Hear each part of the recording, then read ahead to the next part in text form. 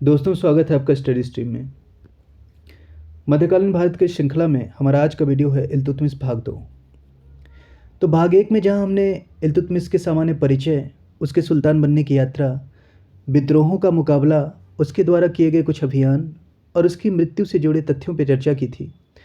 तो वहीं भाग 2 की इस वीडियो में हम उसके शासन, प्रशासन, कला, संस्कृति एवं कुछ अन्य पहलुओं पर बात करेंगे। तो चलिए शुरू करते हैं। इल्तुतमिश द्वारा कुछ महत्वपूर्ण व्यवस्थाओं को लागू किया गया था, जिसमें पहली व्यवस्था है तुर्कान चहलगानी, जिसका ज़्यादा प्रचलित नाम था चालीसा। ठीक, तो चालीसा का शाब्दिक अर्थ होता है 40 सरदारों या 40 गुलामों का संगठन। लेकिन ऐसा जरूरी नहीं कि सदस्यों की संख्या 40 ही हुआ करती थी। 40 से कम या ज़्यादा सदस्य हो सकते थे। चालीसा का मुख्य कार्य था सुल्तान को उसके शासन, प्रशासन, नीतियों, निर्णयों में सुझाव देना और उसकी सहायता करना। बाद में चालीसा काफ़ी प्रभावी हो जाता है और इसका राजनीति में हस्तक्षेप बहुत ज़्यादा बढ़ जाता है। जो सुल्तान इसके मन के मुताबिक काम नहीं करता है, उसको सत्ता से बेदखल करने की साजिश में ये लोग जुट जाते हैं। आगे हम देखेंगे कि किस तरह से रजिया के पतन में भी चालीसा संगठन की महत्वपूर्ण भूमिका होती है और तमाम ऐसे शासक देखने को मिलेंगे जो चालीसा की महज एक कठपुतली के रूप में शासन करते हैं। आगे देखिए इक्ता व्यवस्था। देखिए, दो तरह की भूमियाँ हुआ करती थी। पहली खालिसा भूमि, जिस पर सुल्तान का प्रत्यक्ष नियंत्रण होता था, और दूसरी इक्ता, जिसमें सुल्तान अपने कुछ योग्य सेना नायकों या अधिकारियों को भूमि आवंटित कर देता था।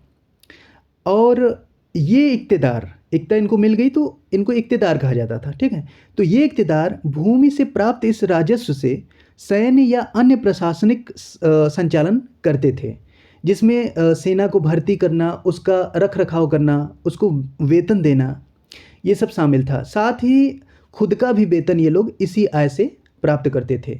बाद में जो बच गया सरप्लस अमाउंट, ये केंद्रीय राजकोष में जमा कर देते थे। अधिशेष आय ये लोग क्या करते थे, केंद्रीय राजकोष में जमा कर देते थे।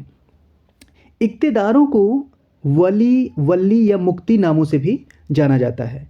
योग्यता के अनुसार छोटे बड़े दोनों तरह के इक्तेदार होते थे, है ना। छोटे और बड़े दोनों तरह के इक्तेदार होते थे, जिसमें खुद और मुकद्दम छोटे इक्तेदारों के उदाहरण थे, है ना।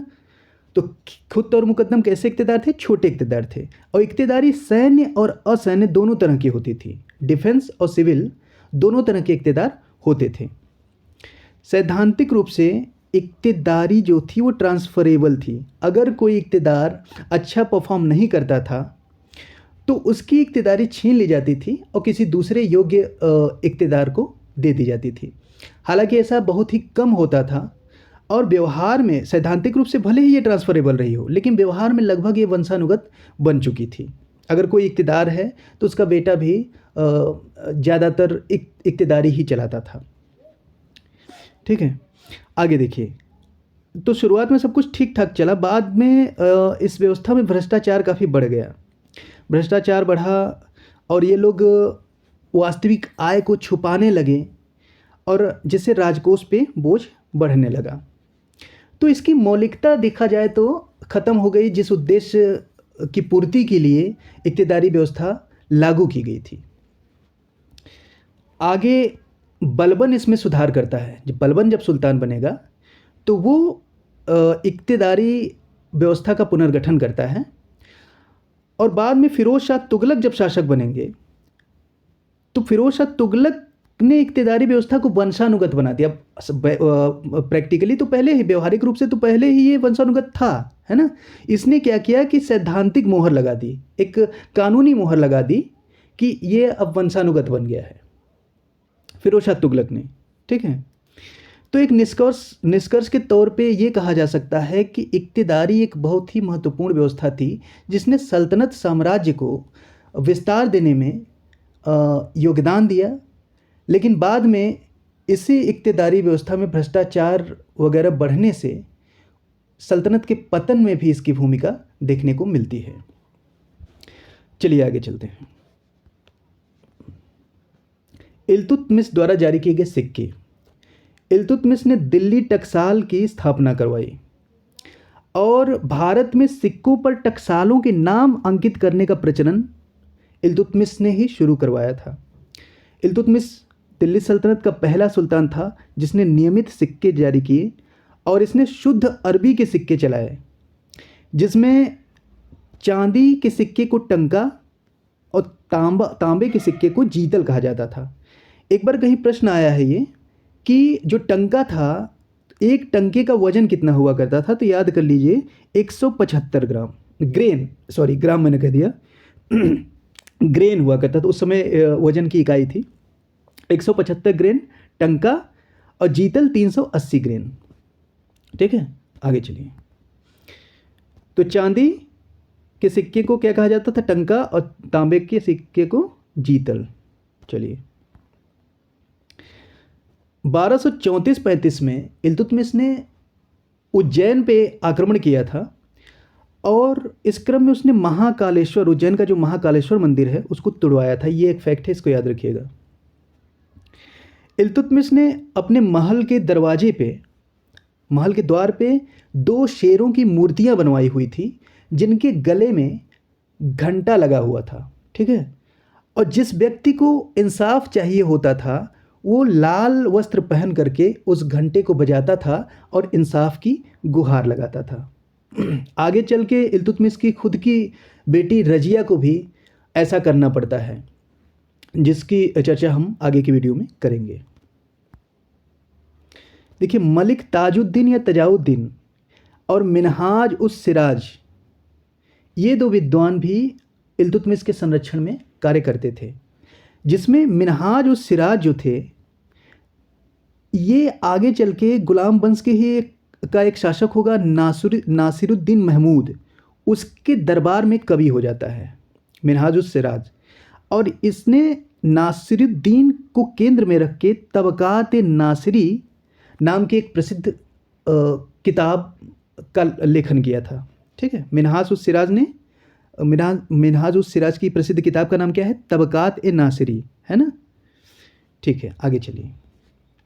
ये ज़्यादातर तो प्रश्न ऐसे पूछा है कि मिनहाज उस सिराज किसके दरबार में रहते थे, तो उत्तर बनता है नासिरुद्दीन महमूद, है ना। लेकिन इससे पहले ये इल्तुतमिश, रजिया से ले करके यहाँ तक जाते हैं, नासिरुद्दीन महमूद तक। चलिए आगे चलते हैं। इल्तुतमिश ने स्थापत्य निर्माण की बात करते हैं उसके। इल्तुतमिश ने दिल्ली में म्यूजिया और नासिरिया नाम का मदरसा बनवाया था और इल्तुतमिश को मकबरा शैली का जन्मदाता कहा जाता है। इल्तुतमिश का एक सबसे बड़ा बेटा था जिसका नाम था नासिरुद्दीन। तो नासिरुद्दीन इसका ज्येष्ठ पुत्र था। इसकी मृत्यु हो जाती है 1229 में। इसी का मकबरा उसने दिल्ली के पास सुल्तानगढ़ी में बनवाया था, जो कि भारत का पहला मकबरा माना जाता है। इसके साथ ही बदायूं में इसने शमशी ईदगाह और हौज ए शमशी का निर्माण करवाया था। शमशी राजवंश से ख़ानदान से तो इल्तुतमिश था ही। तो हौज ए शमशी का मतलब शमशी का हौज। हौज का मतलब एक वाटर टैंक टाइप का होता है।